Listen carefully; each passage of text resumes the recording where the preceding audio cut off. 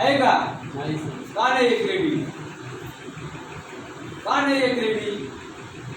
आता कष्टाने कमावलेला पैसा नाही, घरच्यांना इमोशनली ब्लॅकमेल करून घेतलेला पैसा येतो. त्यामुळे त्या पैशाची किंमत मला कळाली नाही. माझ्या आईने कष्ट केले असेल, माझ्या बापाने कष्ट केले असेल, माझ्या भावाने कष्ट केले असेल, माझ्या बहिणीने कष्ट केले असेल, त्यावेळी तो पैसा जमवला असेल. आणि मी घेताना विचार केला का? केला का? किंवा बापदादाचा असेल, बापदादाने इतर दिवस इतके वर्षाची जमीन राखून ठेवली. पुढे जाऊन माझा मुलगा शेती करून ते पोट भरेल. मुलांनी काय केलं? थोडा डेव्हलप झाला, आता 1 बिघा ऐकायचाच.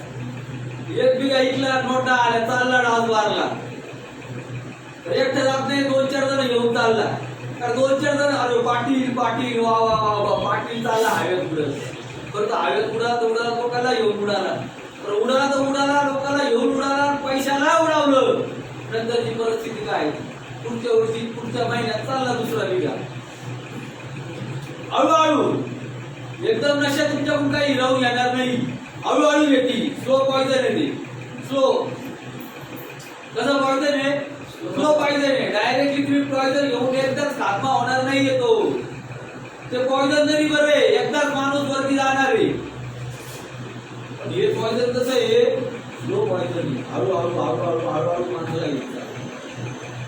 जी काही संपत्ती असेल, मित्र असेल ते घेईल, समाजात एखादं स्थान असेल ते घेईल. हळूहळू हळूहळू कुटुंब घेतात.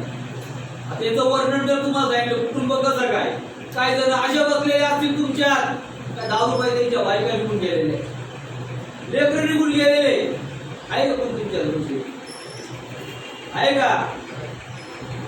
10 रुपये बायका गेल्या का निघून? कोणाच्या नाही गेल्या? परमेश्वराची कृपा, घरच्याच्या आवर म्हणा, दारूला आळा घाला, तर बायका जायलाच काही वेळ लागणार नाही.